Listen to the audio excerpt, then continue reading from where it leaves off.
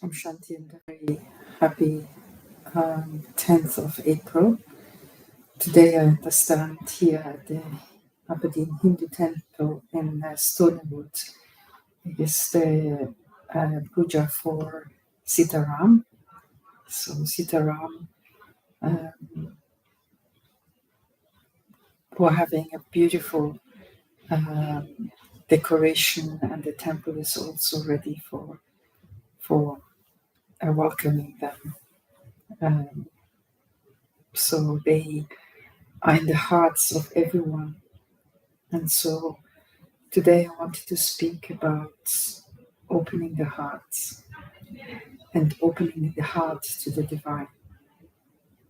Now, Sitaram are human beings with divine qualities and virtues. And so at this time of the confluence age, we are human beings who have a physical body, but we're also beings. So we're spiritual beings.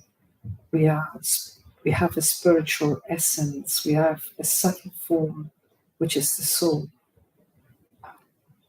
And sometimes it's very easy, or not sometimes, it's very easy to connect with a physical form, because that's what we can see, what we can feel, what we can hear, what we can touch. And the physical form also gives us experiences. When we eat, we feel satisfied. When we had a good sleep, we feel rested. And so it's very easy to connect with that form. However, who is the one who is actually guiding everything? Is it my hand, my thumb, my foot, my head, my brain? What is the connection between the soul and the body? Because, for example, the body, the brain, in the body, the brain is like a chip in a computer. Yeah, it's the hardware. Sorry, I said it wrong. The brain, the physical mass that we have in our heads, is the hardware that connects through nerve pathways with the rest of the body, and that guides the body from many different points of view, from a hormonal one, but also from a musculoskeletal point of view, and so on and so on. But who's the one who's thinking? Who is the one who's deciding? Who is that form that is no longer present when we die, when the body becomes a corpse? Who is the one that we perceive before that person comes in front of us? You might not have seen somebody for a long time, and you're in town and you think, oh, I wonder when I will see that person. You turn a corner and that person is there. So who was it that you could perceive? Whose energy could you perceive? The energy of the body is very limited to its present form. So whatever you see is that what is. Whereas the energy of the soul, the spiritual being, transcends and goes beyond the body. So that is how our thoughts can be very powerful. Our thoughts reach in no time to the other side of the world, and is perceived by other people that we are connected with. So our thoughts are like messengers. They're like arrows that we shoot into the universe. And so, and we receive the messages from other souls doing exactly the same thing, sending us messages. And so whatever quality of message we receive, that's how we feel. So if we receive a message of love, of encouragement, of upliftment, we feel good. But when we receive the message of criticism, undervaluing, demoting sort of thoughts, then we feel heavy, we feel low. And so we actually, in meditation, we try to deal with these sort of feelings, which everybody has. But we try to deal with them by changing and transforming them. And that is why, that is where the intellect of the soul has got power. Because the intellect of the soul actually has the power to decide whether or not to engage with certain thoughts. Our heart has got a system of cells that carry memory and therefore respond to memories, to occurrences as they happen. And that's why we sometimes get palpitations, because we remember a situation or a similar situation is happening again. And so whatever goes on within the soul is translated through the body and is experienced through the body. And so as it is experienced through the body, we start to create habits that are felt in the body. We experience emotions that we feel in the body, and therefore we recognize them. So they become very clear to us. Whereas when we are in that realm of the soul, things are less clear. They become subtle. They are very slight. They're very light. They're difficult to identify. They're not as gross and clearly in front of you as the body is. And so if I want to stay in the realm of the physical, then that's very easy, because it's easy to recognize and to see. But once I start to actually go into the realm of the subtle, I start to connect with my soul, then I have to become really quiet and listen so that I can actually hear. Because it's not like sounds like you can hear in background as they are preparing for the Sitaram sort of celebration. But they're very subtle. And that is why in meditation we become quiet. We let go and we detach ourselves from everything that is happening around us. Take a nice deep breath and just relax. And all the things that happen around us just become like a whitewash.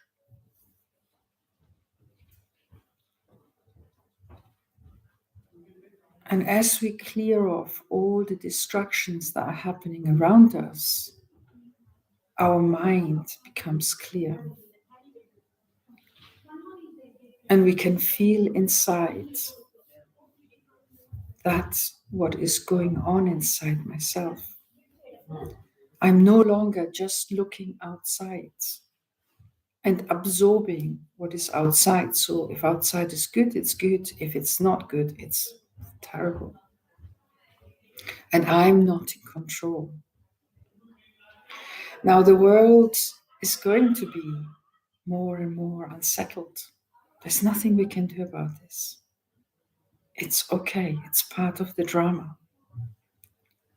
So if I want to be in control in this world, then I have to cultivate that strength inside myself. I have to learn to deal with the distractions and still stay focused and concentrated and clear in my mind.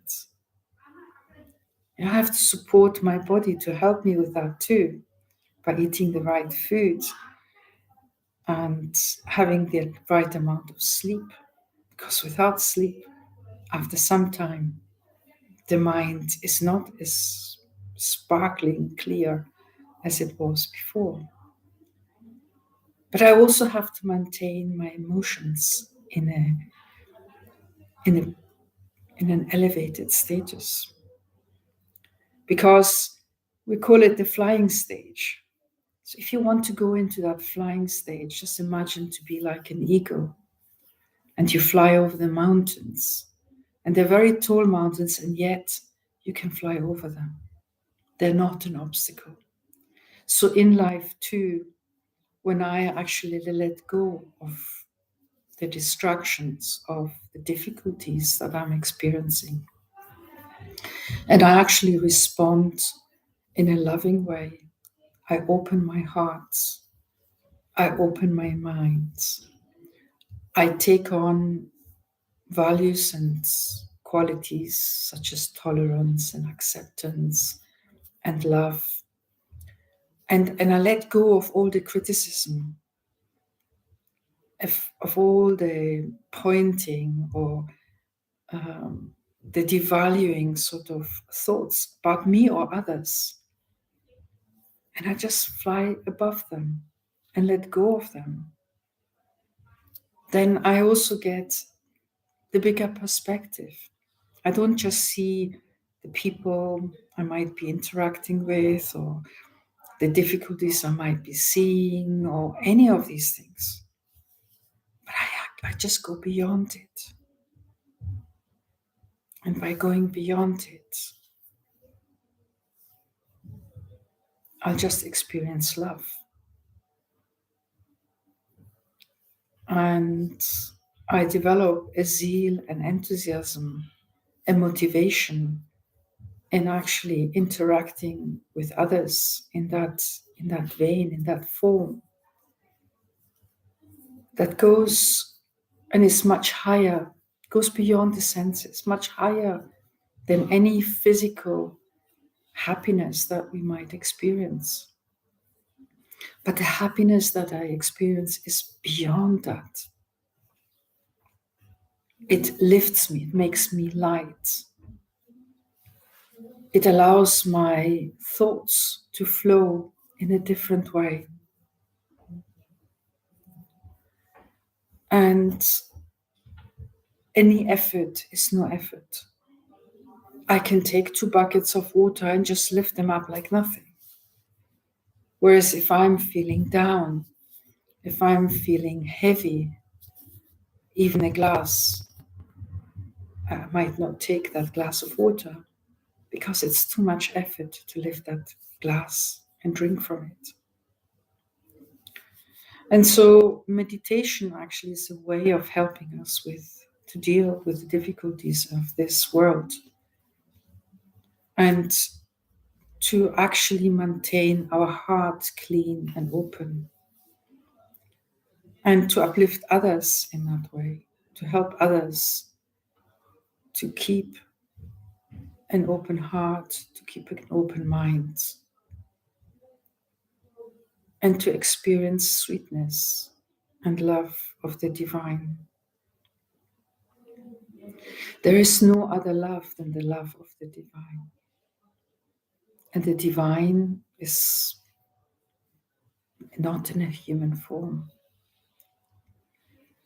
We might experience sometimes divine interactions, but the interaction that we have with the one that is never in a body of his own, the one who is always giving and bestowing, the one who is here at this time, palpable in a time when humanity is growing through its greatest sorrow and pain.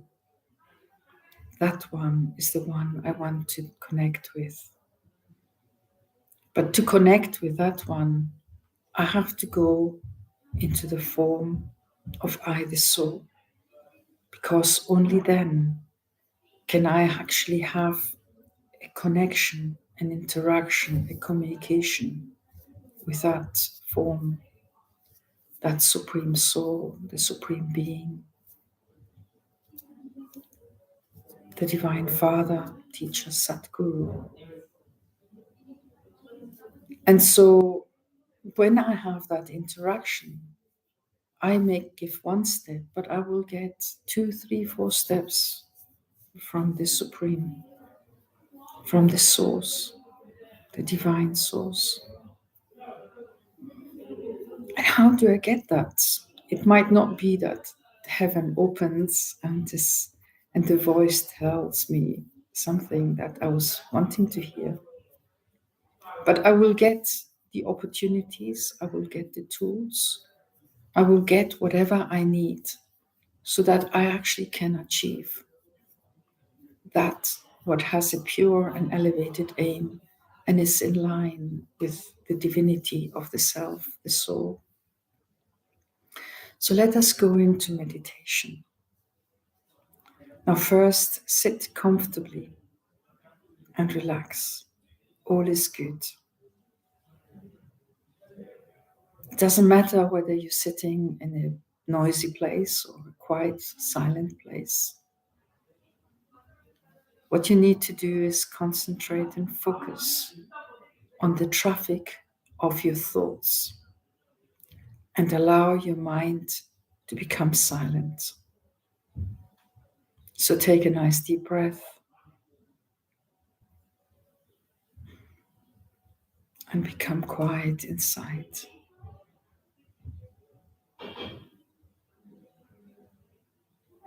Listen to your heart and see that spark of love just growing and growing.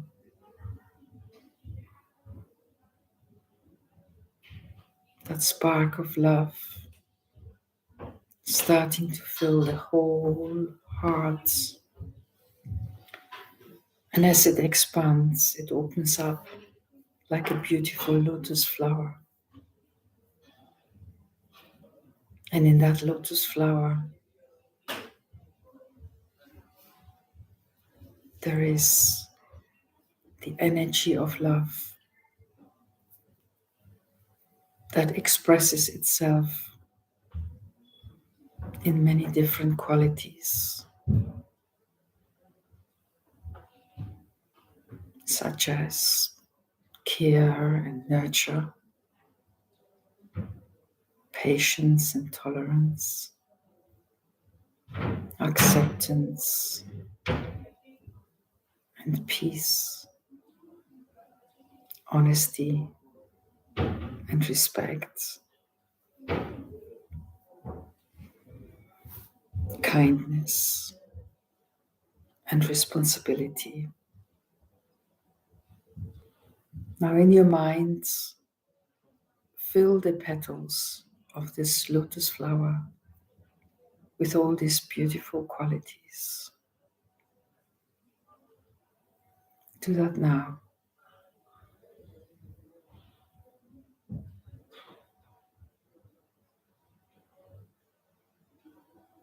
Allow these petals to be strong and powerful.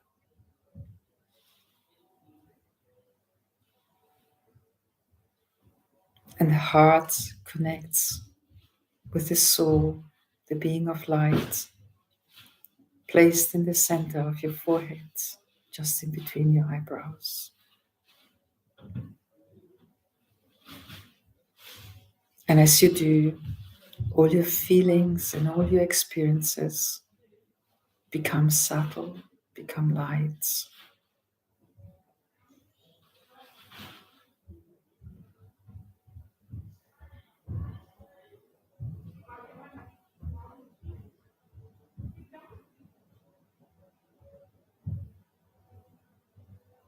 You go into a space where there's just powerful light, a subtle, transparent environment in which your highest qualities are in harmony, like the bell that you just heard. The bell is an instrument that gives a very fine sound that propagates itself in the atmosphere and invites us to have elevated emotions and feelings. And the sounding of the bell encourages us to let go of everything that is connected with this world, to forget even our bodies, our thirst, our hunger, our sleeplessness, our worries, and to go into a space where we feel safe, detached from the things of this world.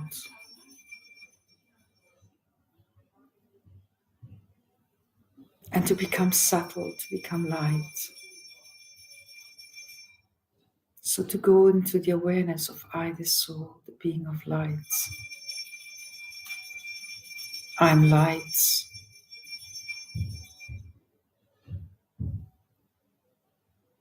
I'm love. I'm peace.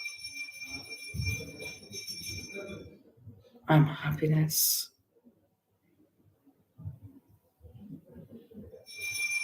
I'm pure light, elevated consciousness. I'm an angel, a being of light. And I connect with a lot of love, with the source, the supreme soul, the supreme being beyond this world.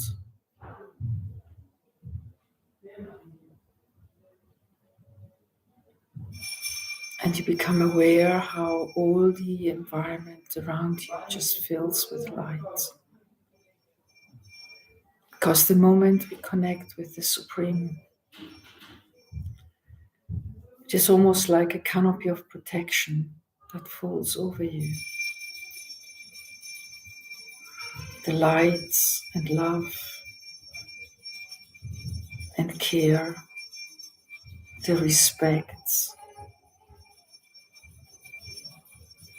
uplifts you. How is it to be respected and loved by the Supreme, who loves you dearly?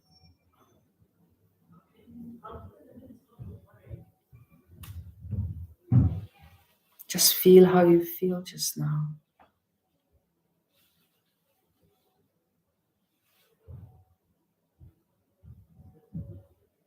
There is no physical obstacle that can come between you and the love of the Supreme.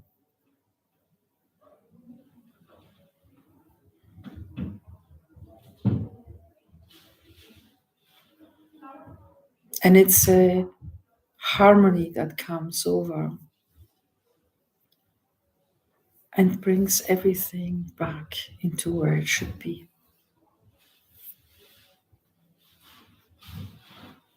That strength, that energy, that power, that love is unifying.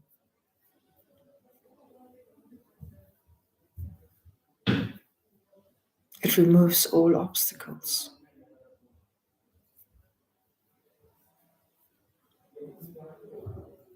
And the soul is unable to criticize or to have any negativity.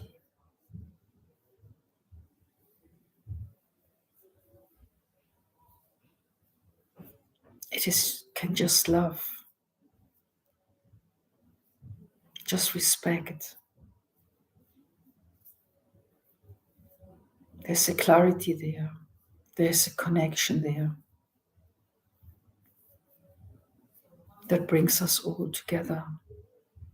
No matter how we look like, what we do in life, when we're in that state of the souls, we're all beautiful. We are all the children of the Supreme. We are all powerful. And now we can use that power to serve the world and to uplift human beings, to give comfort to those who are suffering, and not to criticize or wish for unwell.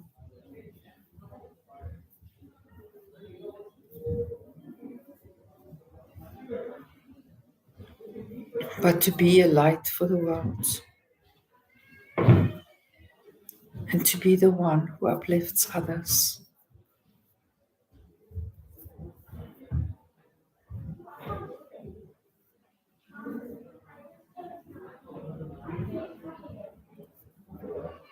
And the light of the Supreme shining through our eyes, but also through our form, because we have become completely subtle and light. We're the masters of time,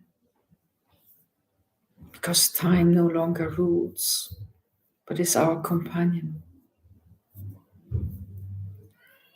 We become the masters of the elements, because we are part of the elements, and the elements work with us. We're the masters of the self, and we are here to cooperate and to uplift others.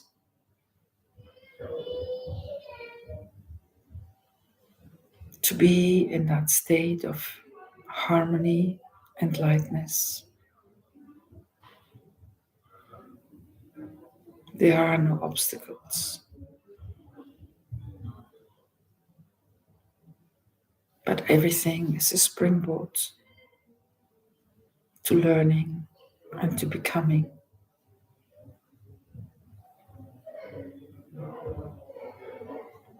And to raise our energy.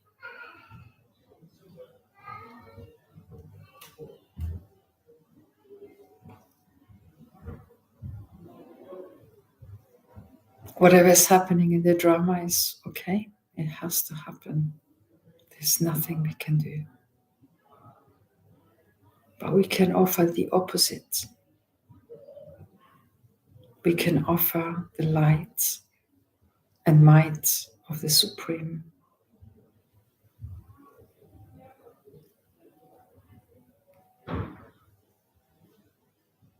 We can be in that safety of that canopy of love and light from the Supreme and share that light with the world.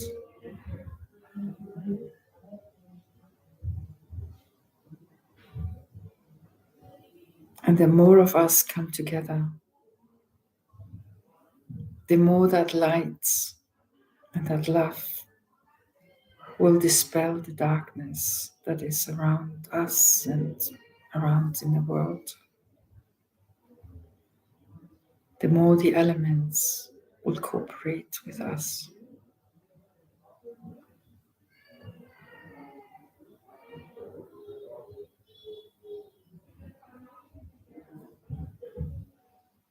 And the more the happiness and health,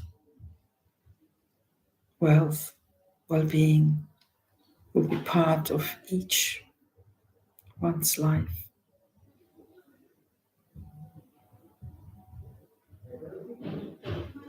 And so the goodness and the well-being of everyone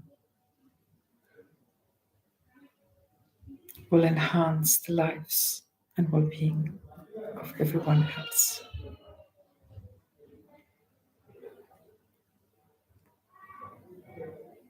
So take a nice deep breath and have that vision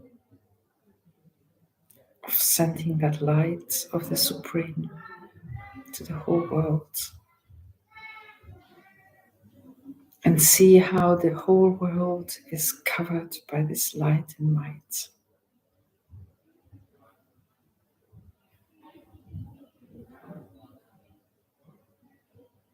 And that light and might carries unity and understanding, love and happiness.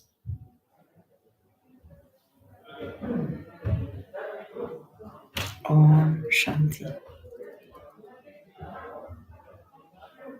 So whenever anything comes, just imagine that lotus flower in your heart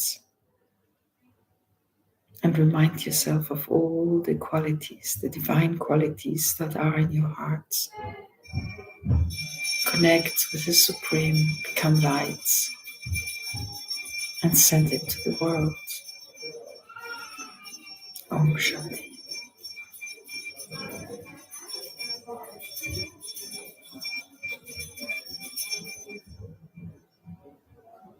Om Shanti. Bye-bye.